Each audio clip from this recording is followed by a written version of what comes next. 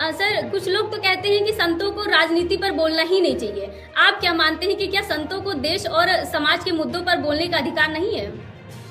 देखिए, संत तो हमेशा राजनीतिक मुद्दों का अग्रणी हमेशा संत ही रहा है। और संत चाहे भगवान राम के जमाने में हो, गुरु वशिष्ठ का मामला रहा हो, चाहे भगवान कृष्ण के जमाने में उनके मुनि जी का मामला रहा हो, तो संत तो हमेशा आगे रहे। संतों ने ही राजशाही को, पहले राजतंत्र था तो भगवान के रूप में थे, संतों ने रास्ता दिखाया। और उस पथ पर जैसे हमारे अखिलेश यादव जी ने कहा है कि विवेकानंद जी का मैं स्वागत करूंगा, इनका निर्देश करके मैं आगे चलूंगा। यही बात तो उनको खल गई जो उन्होंने जो उनको बटकों की चोटी पकड़ करके कम से कम उस दरोगा को, उस एसआई को जो है कम से कम जेल में होना चाहिए। सरेआम दिखाई पड़ता है कि बटुक की यूं चोटी पकड़ के बिल्कुल एकदम जैसे रावण खींच रहा है, इस तरीके से खींचा गया। ये देश के संतों का, शंकराचार्यों का, ऋषियों का, मुनियों का, ब्राह्मणों का, क्षत्रियों का, पूरे समाज जो हमारे सनातनी है, ये सबका एक जो कलम से सबका अपमान किया गया। सर, क्या आज भारत में संतों को भी अपने विचार रखने से पहले सत्ता से अनुमति लेनी पड़ेगी?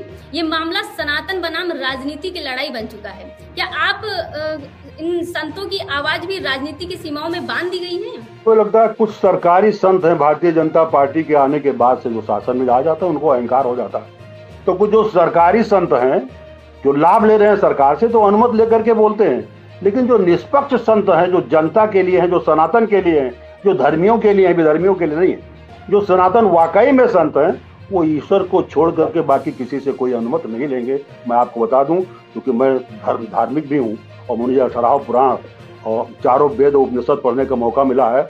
मैं सच कहता हूं, हाथ जोड़ करके शपथ लेकर के, ईश्वर को छोड़ करके और मृत्यु को उनके अधीन छोड़ करके बाकी धरती पर पूरे संसार में हमको किसी से किसी बात की अनुमति लेने की जरूरत नहीं पड़ती, क्योंकि मैं साधारण आदमी हूँ। और ईश्वर की कृपा है, मेरे घर में हमारी 2 बहुएं, हमारी पत्नी है। हमारा घर जो है गृहस्थ मंदिर है। दोनों बहुएं हमारे 18 पुराण पढ़ी है, हमारी पत्नी स्वयं 18 पुराण पढ़ी हुई है। तो आप समझ सकती हैं कि कैसे, किस किस्म के व्यक्ति कैसा हमारा परिवार है। बिल्कुल सच के अलावा, बाकी के अलावा कुछ है ही नहीं, या तो फिर ईश्वर है। तो इस समय सरकार बिल्कुल, जिसको कहते हैं पागल होना, सरकार बिल्कुल एकदम किसी को भी कुचलने के लिए किसी भी हद तक, आप देख सकते हैं कितनी हत्याएं हुई उत्तर प्रदेश में।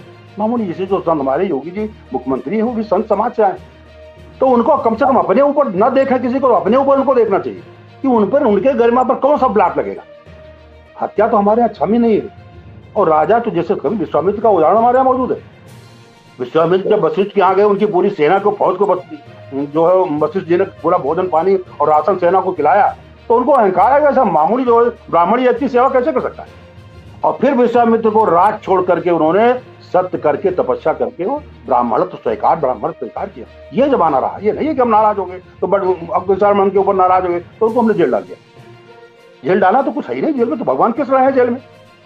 अधर्म के खिलाफ आज की तारीख में हमेशा से किसी को, हम अपने सनातन की बात नहीं करते, सत्य सनातन सभी धर्मों में, अधर्म जो है सभी धर्म में माना जाता। पूरी जनता चाहे जिस वर्ग की हो, चाहे जिस घर की हो, वो अधर्म के खिलाफ ही रहती है। अधर्म के साथ देने वालों की संख्या सरकारी संतों की और सरकारी राजनीतियों की, और वॉशिंग मशीन में धुल करके विरोधी जो भारतीय जनता पार्टी चलेगी वो उन्हीं की है। बाकी जनरल जनता, जनरल लोग, जनरल वैदिक, जनरल धार्मिक, वो बिल्कुल एकदम अधर्म के खिलाफ। सर, क्या संत समाज को इस पर एकजुट होकर प्रतिक्रिया देनी चाहिए? आगे इस मामले पर आप क्या कहना चाहेंगे? संत समाज को तो सच्चाई उजागर करनी ही चाहिए। संत समाज को डरना नहीं चाहिए। संत कमार हमेशा निर्भय होकर के ईश्वर के अधीन रहता है, उसको तो सच्चाई बताना चाहिए। और उसके लिए कोई भी सरकार और साधारण आदमी, भागवत पुराण में कहा गया है कि सूर्य और चिंगारी, हाथी और कुत्ता, ब्राह्मण और चंडाल, इसमें अंतर करने वाला संत नहीं है। और इस समय में एक बात मैं आपको और बता दूं, बिल्कुल सही सार्वमिक है। इस समय एक राजा बेन की कहानी आती है, भागवत पुराण में है। राजा बेन जो है ध्रुव के खानदान के हैं, अंग के लड़के हैं। इनकी माँ जो है मृत्यु की लड़की थी, विनीता थी, तो उनसे पैदा हुए थे राजा बेन जो है। राजा बेन अपने राज्यकाल में जितने बालकों को उठा करके समुद्र में, नदी में फेंक देते। ऋषि मुनि जो कोई बात कहते थे, नहीं साहब, जो कुछ बेन कह रहा है वही धर्म है। तो आज की तारीख में जो कुछ उत्तर प्रदेश सरकार कर रही है और जो मोदी जी करें वही धर्म माना जा रहा है। बेन के पथ पर ये सरकार वर्तमान में चल रही है, आप लोग देख लीजिएगा। फिर ऋषियों, मुनियों ने, ब्राह्मणों ने, महर्षियों ने बेन को समाप्त किया, और बेन को समाप्त करने के जो अच्छी राज्य की स्थापना हुई, राजा पिथ जो है बेन से उत्पन्न किए गए, तब फिर से धर्म स्थापित हुआ। तो फिर से धर्म इस बेन राज्य को समाप्त करके धार्मिक व्यक्ति, यही जो दिखाई पड़ रहे हैं, जिनको आज की तारीख में आज दिखाया जा रहा है, जिनके ऊपर अत्याचार किया जा रहा है, जो पूरे संत समाज को जो है बदनामी किया जा रहा है, अधर्म के पथ उनको दिखाया जा रहा है, यही जो है इस बेन राज्य को, भाजपा राज्य को समाप्त करेंगे और पूरी जनता ऋषियों मुनियों सत्य के साथ रहेगी, मिलकर के समाप्त। ये तय, बेन राज खत्म होगा।